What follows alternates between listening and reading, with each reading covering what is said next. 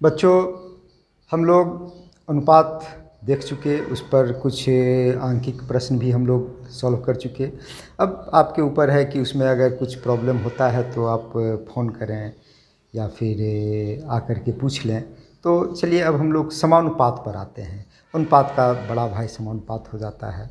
हम लोग यहाँ देखते हैं कि जैसे 4 और 6 इस दोनों में जो अनुपात होता था, तो हम इसका जो महत्तम समापवर्तक था उससे भाग दे देते छोटा रूप में लिखने के लिए। 2 से दोनों में भाग लग रहा है तो 4:6 को हम लोग 2:3 कह देते थे।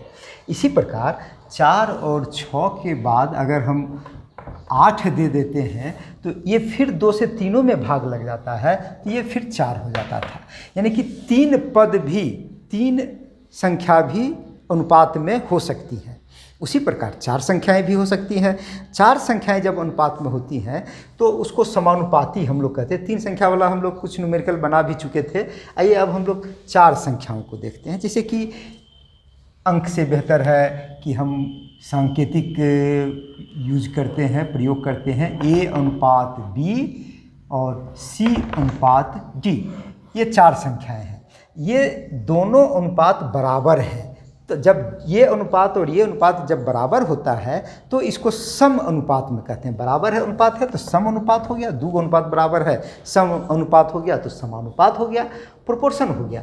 लेकिन समानुपात का चिन्ह बराबर नहीं दे करके गणित में हम लोग ये 2 वर्टिकल डॉट देते थे, अब यहाँ पर 4 वर्टिकल डॉट इस तरह से देते हैं।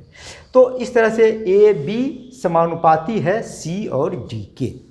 क्लियर है, स्पष्ट है, छोटी बात है। हम लोग सिर्फ परिचय ले रहे हैं आज, फिर हम इस पर आधारित गणित बनाएंगे जब। अब यहाँ देखते हैं कि इसमें 4 पद हो गया, A, B, C और D। 4 पद हो गया तो स्पष्ट है कि A को कहेंगे प्रथम पद, B हो जाएगा हमारा द्वितीय पद, C हो जाएगा हमारा तृतीय पद,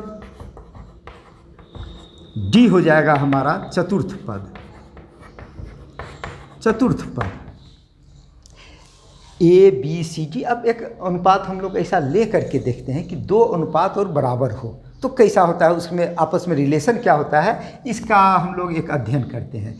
जैसे कि 2:3 बराबर हो सकता है 4:6, ये समानुपाती हो सकते हैं क्योंकि 2-3, इसमें भी 2-3 हो जाएगा, काटेंगे 2 से तो 2-3 ही भी हो जाएगा।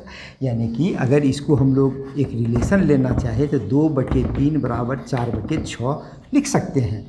इसको हम लोग बटे में लिखते हैं और ये 2 समानुपाती का चिन्ह को हम लोग बराबर में दे सकते हैं।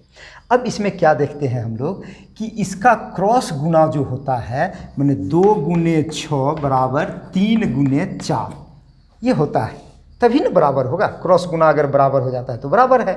तो यहाँ पर भी क्रॉस का मतलब क्या हुआ, ये 2 इस 6 से गुना हुआ और ये 3 4 से गुना हुआ। इसका मतलब कि अंत पद और मध्य पद का गुना बराबर होना चाहिए। अंत पद यहाँ पर हमारा A और D हो गया। चलिए इस A को हम लोग अंत पद भी कहते हैं, अंत पद, और D को कहेंगे A और D दोनों को A and D, ये हो गया हमारा अंत पद।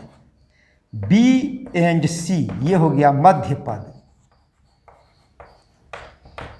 अंग्रेजी में एक्सट्रीम टर्म कहते हैं, मिडिल टर्म कहते हैं, तो यहाँ हम लोग हिंदी उसको अंत पद, और अंत इधर से गिनेंगे तो ये अंत और इधर से गिनेंगे तो ये अंत हो जाएगा।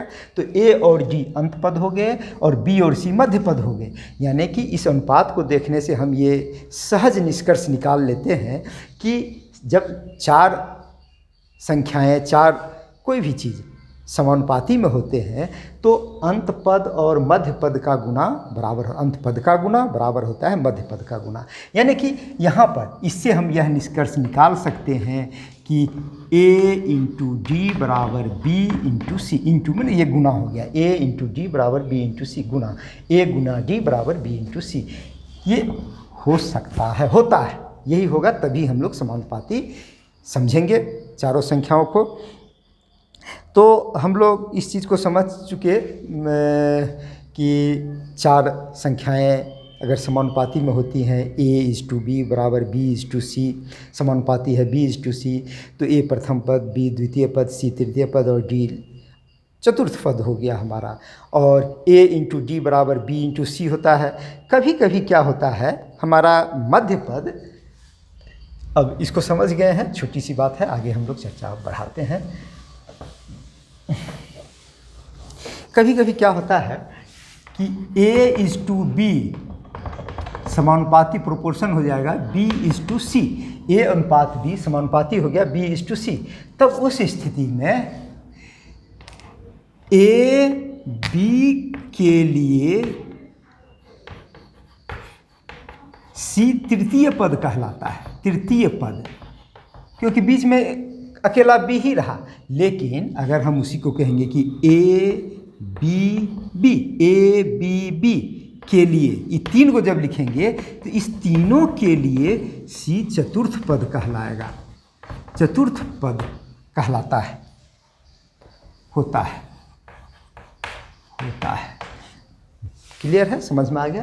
अगर A/B बराबर B/C है तो बीच का दोनों पद समान होता है, तो वैसी स्थिति में ये प्रथम पद, ये द्वितीय पद, अगर ये दो को ले लिए हैं तो तीसरा हम तृतीय पद कहेंगे कि ये C है।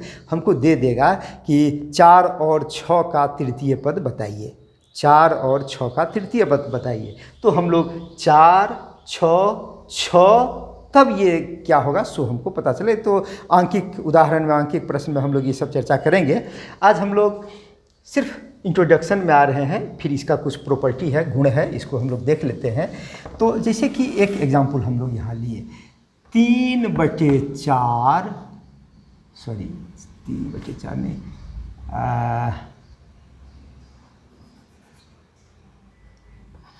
8/4 बराबर ये हो जाएगा 4/2। क्लियर है, आधा आधा कर दिए, 8/4 बराबर 4/2 हो जाएगा। तो ये समानुपाती है। इसका क्या प्रॉपर्टी होता है, ये दोनों को गुना करेंगे तो ये स्क्वायर हो जाएगा, B गुने B स्क्वायर हो जाएगा। 8 गुने 2 बराबर 4 गुने 4 बराबर 4 का स्क्वायर, 16 हो गया। तो ये जब तीन ही पद समानुपाती में होते हैं, मैंने मध्य पद अगर दोनों बराबर होता है तो मध्य पद का वर्ग जो है वो अंत पद का गुना के बराबर हो जाता है। दिस इम्प्लाइज है कि यहाँ से हम लोग ये निष्कर्ष निकाल लेते हैं कि AC बराबर B स्क्वायर। कभी कभी ऐसा सवाल आएगा, हम लोग न्यूमेरिकल प्रॉब्लम में इसका सामना करेंगे कि AC बराबर B स्क्वायर हो जाएगा, तो हम लोग इसकी भी चर्चा कर लेंगे। हम लोग मध्य पद का वर्ग और अंत पद का गुणा बराबर होता है उस स्थिति में जब दोनों मध्य पद हमारा बराबर होता है। तो समानुपात का एक साधारण परिचय हम लोग कर चुके हैं आज। अब आंकिक प्रश्न के लिए हम लोग अगले दिन फिर चर्चा करेंगे। आप इसको ध्यान में रख लेंगे, कुछ किताब देख लेंगे, अपनी अपनी किताब को देखेंगे तो आपका कंसेप्ट और अच्छा हो जाएगा। धन्यवाद।